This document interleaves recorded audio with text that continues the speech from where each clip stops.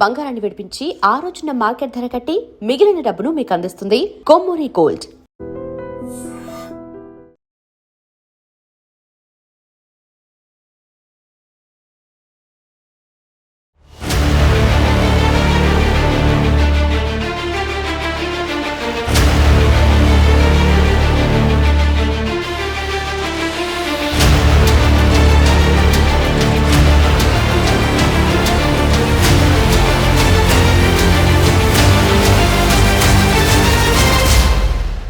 Hello viewers, welcome to I dream media. ఈ నెల 4వ తారీఖున సంచలనం సృష్టించినటువంటి స్పందన హత్య కేసు. అసలు స్పందనని హత్య చేసింది ఎవరు? విజయనగరం జిల్లా రాజాం నియోజకవర్గం డోలపేటలో అతి సంచలనంగా మారినటువంటి స్పందన హత్య కేసు చిక్కుముడైతే మాత్రం పోలీసులు విప్పేశారు. ఇందులో ఒక సెన్సేషనల్ న్యూస్ ఏంటంటే, తన కడుపును పుట్టిన కుమారుడే తన్ని అతి కిరాతకంగా హత్య చేశాడు. దేనికోసమో తెలుసా? క్రమశిక్షణలో ఉండమని తల్లి చెప్పడమే నేరమైందేమో. అంటే మూవీస్ లో కూడా ఇలాంటి క్రైమ్ ట్విస్ట్లు ఉండవేమో, అంతకన్నా దారుణంగా అతి చిన్న వయసులో ఆ బాలుడు ఆలోచించి అంత దారుణంగా క్రైమ్ చేశాడు. అది కాకుండా తనకి జన్మనిచ్చిన తల్లిని హతమార్చాలనేసని తను చేసిన క్రైమ్ గాని సీన్స్ అంతా కూడా ప్లానింగ్ చూస్తే మీకు దిమ్మ తిరిగిపోద్ది. సో 10వ తరగతి పరీక్షలు రాసి 525 మార్కులు తెచ్చుకున్నాడు కుమారుడు. తల్లి మురిసిపోయింది. నాన్న మంచిగా చదువుకో, నీకు మంచి భవిష్యత్తు ఉంటుంది, వేరే వ్యవహారాల్లోనేమి తల దూర్చుకో అంటూ ఎప్పటికప్పుడు హెచ్చరించేది. సో ఆల్రెడీ అప్పటికే వేరే ప్రేమ వ్యవహారం, లవ్ లెటర్స్ ఇవన్నీ కాకుండా జపనీస్ యానిమేషన్ మూవీస్ కి అప్పటికే బాలుడు అడిక్ట్ అయిపోయాడు. ఎలా అయినా నేను ముంబై వెళ్ళి డాన్ గా మారాలి, నా పేరు ఒక సెన్సేషన్ క్రియేట్ చేయాలని ఆ మూవీస్ లో చూసినట్టుగానే తనలో తాను హీరోగా ఊహించుకోవడం మొదలు పెట్టాడు. సో ఎలా అయినా సరే నేను డాన్ గా మారాలి అంటే ఎవరినో ఒకరిని మర్డర్ చెయ్యాలి. మా అమ్మ నన్ను సతాయిస్తుంది, మంచి బుద్ధులు చెప్తుంది, ఇంటికి వెళ్ళాలంటే భయం వేస్తుంది అంటూ తన ఫ్రెండ్స్ తో కూడా ఇవే మాటలు చెప్పేవాడు. ఇంటికి వెళ్తే మా అమ్మ తినేస్తుందిరా బాబు, ఏం చెయ్యాలో తెలియదు, ఎలా ఒకలా వేసేయాలని.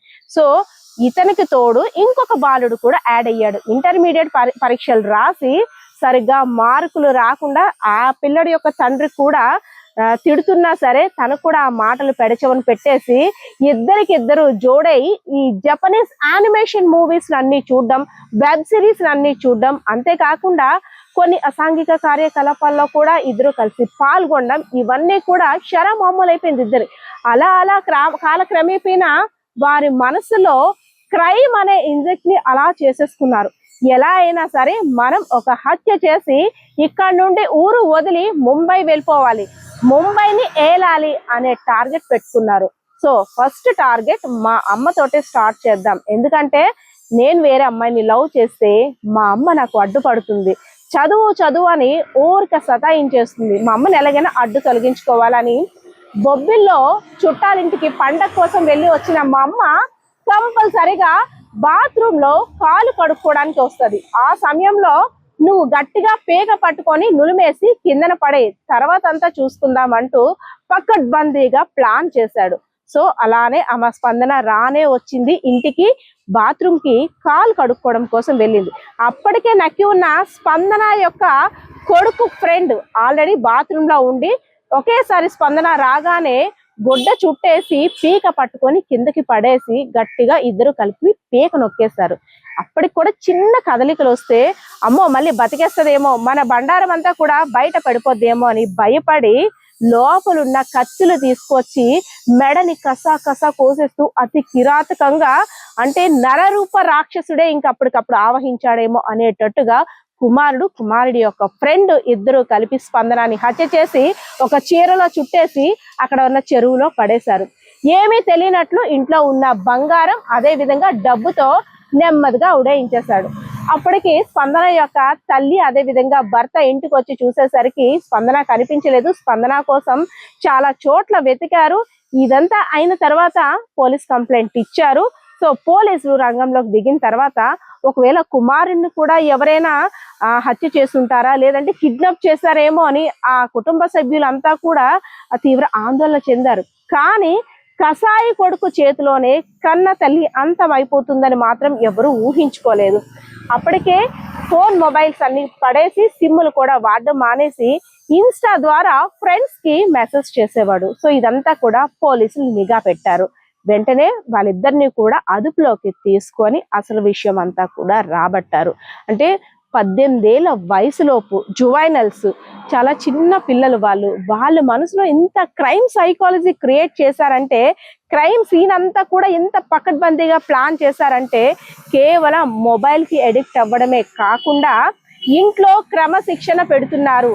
దాన్ని భరించలేక ఎలా అయినా అంతం చెయ్యాలని ఇంట్లో చెప్పే మంచి మాటలు రుచించక చేసిన పన్నాగం అది. నేను డిఎస్పి చీపురుపల్లి. రాజ్యంలో ఒక నేరం జరిగింది, అందరికీ తెలుసు. ఒక మహిళ హత్య గావించబడింది, ముంజేటి స్పందన అని చెప్పేసి. అయితే ఈ కేసు మేము ఛేదిస్తున్నప్పుడు, ఈ కేసు లోతుల్లోకి వెళ్తున్నప్పుడు అమానవీయం, అమానుషం, నిజంగా రాక్షసత్వం, అసలు ఈ తల్లి కొడుకుల బంధాలు ఉన్నాయా లేదా అన్న అనుమానం కలిగే విధంగా ఈ నేరం జరిగింది. ఈ నేరం జరగడానికి కారణం ఏంటంటే, ముందు ఆ చనిపోయిన ఆమె కొడుకు 10th క్లాస్ చదువుతూ ఉన్నాడు. మొన్నే పరీక్షలు రాశాడు, 525 మార్కులు కూడా వచ్చాయి. అయితే ఇంట్లో తల్లి ఎక్కువ కట్టుదిట్టంగా పెంచడం కూడా తప్పులాగా అనిపించింది కుర్రోడికి. ఇంటికి వచ్చినప్పుడు కాళ్ళు కడుక్కోమని, లేకపోతే ప్రతిదానికి రూల్స్ అన్ని రెగ్యులేషన్స్ అన్ని పెట్టడం, ఆ అబ్బాయి తీవ్రంగా మనస్తాపానికి గురయ్యాడు. అంతేకాకుండా ఎవరో ఒక అమ్మాయిని ప్రేమిస్తున్నా అని చెప్పేసి లెటర్ రాసుకున్నాడు. ఆ విషయం తల్లికి తెలిసిపోయి ఇంకా ఆ అబ్బాయి మీద మరింత ఆంక్షలు అన్నీ పెట్టడం వల్ల ఆ అబ్బాయి తీవ్రమైన మనస్తాపం చెంది, ఈవెన్ కొంతమంది ఫ్రెండ్స్ దగ్గర కూడా ఒరే మా అమ్మ చాలా టార్చర్ పెడుతుంది, దాన్ని ఎలాగైనా సరే మేము లేపియాలరా అని స్నేహితుల దగ్గర కూడా అని అవకాశం కోసం చూస్తూ ఉన్నాడు. అయితే అదేవిధంగా ఇంకొక అబ్బాయి ఉన్నాడు. ఆ అబ్బాయి ఇంటర్మీడియట్ చదువుతూ ఉన్నాడు. వాళ్ళ ఇంట్లో పరిస్థితులు బాగలేవు. వాళ్ళ తండ్రికి వేరే స్త్రీతో సంబంధం ఉన్నట్టుగా ఆ మిషన్ మీద వాళ్ళ ఇంట్లో చాలా గొడవలు జరిగాయి. ఆ అబ్బాయి నెగ్లెక్టెడ్ చిల్డ్రన్ అంటారు ఇంగ్లీష్లో పరిభాషలో. దాంతో అతను కూడా ఏంటంటే బాగా వెక్స్ అయిపోయి ఉన్నాడు. ఈ వ్యవస్థ మీద దీని మీద వెక్స్ అయిపోయి ఈ కోపం పెంచుకొని ఉన్నాడు. ఆయన ఏంటంటే ఫ్రెండ్స్ దగ్గర మిగతా వాళ్ళ దగ్గర చాలాసార్లు అన్నాడు, నేను ఎప్పటికైనా ముంబై వెళ్ళి మాఫియాలో జాయిన్ అయిపోతానని చెప్పేసి ఆ ఫ్రెండ్స్ దగ్గర కూడా చెప్పడం జరిగింది. అబ్బాయి కూడా ఏప్రిల్ 15 నుంచి ఇంటర్మీడియట్ ఎగ్జామ్స్ రాయకుండా 4 సబ్జెక్టులు రాయకుండా క్రికెట్ ఆడేవాడు. ఇంటికి వెళ్తే ఈ విషయం తెలిస్తే తండ్రి తిడతాడని, కొడతాడని బాధతోనే అక్కడే క్రికెట్ ఆడుతూ చెట్ల కింద పడుకుంటూ ఇంటికి వెళ్లకుండా ఎక్కడో తింటూ అలాగే ఇచ్చేశాడు. వాళ్ళిద్దరు ఆ క్రికెట్ ఆడే సమయంలో మొదట అబ్బాయి, ఈ రెండో అబ్బాయి ఇద్దరు కలుసుకున్నారు. ఒకరి కష్టాలు ఒకరు తెలియజేసుకున్నారు. తెలియజేసుకుని ఎలాగైతే ఏం చేయాలి, ఎలా చేయాలంటే ముందు మా అమ్మని ఇచ్చేసేయాలని చెప్పి వాళ్ళు అనుకున్నాడు. ఆయన కూడా నేను ఎలాగైనా సరే మాఫియాలో జాయిన్ అవ్వాలని చెప్పి ఆయన కూడా అనుకున్నారు. అయితే దీనికి ఏం చేయాలని చెప్పి ఇద్దరు ప్లాన్ చేసుకొని వాళ్ళ ఇంటికి వెళ్ళి అనుకున్న ప్లాన్ ప్రకారం వాళ్ళ అమ్మ అప్పుడు ఇంట్లో లేదు. బాత్రూంలోనే ఎలాగైనా సరే మొదట మా అమ్మ కాళ్ళు కడుక్కోవడానికి బాత్రూమ్కే వస్తుందని చెప్పి ఇద్దరు మాట్లాడుకొని ఇంటర్ చదివిన అబ్బాయి బాత్రూంలో దాక్కొని ఉన్నాడు. వీళ్ళ అమ్మ రాగానే అక్కడ ఇద్దరు దాడి చేశారు. ఇద్దరు దాడి చేసి ఎవరైతే ఇంటర్మీడియట్ చదువుతున్నాడో అబ్బాయి మెడ పట్టుకున్నాడు, కుడి చేత్తో మెడ పట్టుకొని కింద పడిపోయారు. ఆవిడ కేకలు వేస్తూ ఉంటే ఎడమ చేత్తో ఆమె నోరు మూయడం జరిగింది. నోరు మోస్తూ ఉంటే ఆవిడ ఆ చేతిని గట్టిగా కొరకడం జరిగింది.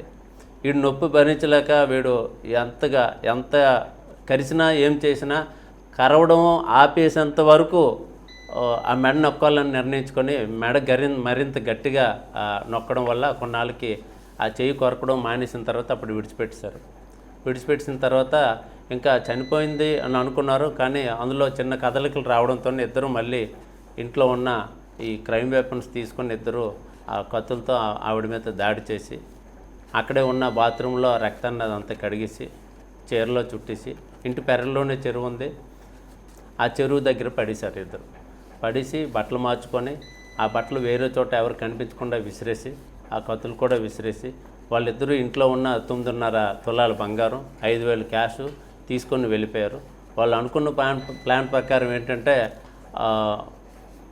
ముంబై వెళ్ళారు, అలాగే విశాఖపట్నం వెళ్ళారు, పలాస వెళ్ళారు. రకరకాల ప్రాంతాల్లో తిరిగితే వాళ్ళని మేము చేసినప్పుడు వాళ్ళు తెలివిగా ఏంటంటే ఆ తల్లి తాలూకా ఫోను కొడుకు దగ్గరే ఉంది, అందులో ఉన్న సిమ్ కార్డు ఉంటే పోలీసులు దొరికిపోతామని చెప్పి సిమ్ కార్డు కూడా తీసి పడేశాడు. అదేవిధంగా ఇంకో ఇంటర్మీడియట్ అబ్బాయి దగ్గర కూడా సిమ్ కార్డు లేని ఫోన్ ఒకటి ఉంది. వాళ్ళిద్దరూ అప్పుడప్పుడు కొంత ఫ్రెండ్స్కి ఇన్స్టాగ్రామ్లో మాత్రమే మెసేజ్ పెట్టేవారు. ఇన్స్టాగ్రామ్ మెసేజ్ పెట్టి తద్వారా మేము నెమ్మదిగా చేసాం. వాళ్ళు తిరుపతి వెళ్ళినట్టు తెలిసింది. తిరుపతిలో తిరుపతి వాళ్ళ పోలీసుల సహకారంతో వాళ్ళు పట్టుకొని అరెస్ట్ చేయడం జరిగింది. పట్టుకున్నాం. తర్వాత వాళ్ళ దగ్గర ఉన్న బంగారు కడియం, కత్తులు వారి ద్వారా రికవరీ చేయడం జరిగింది.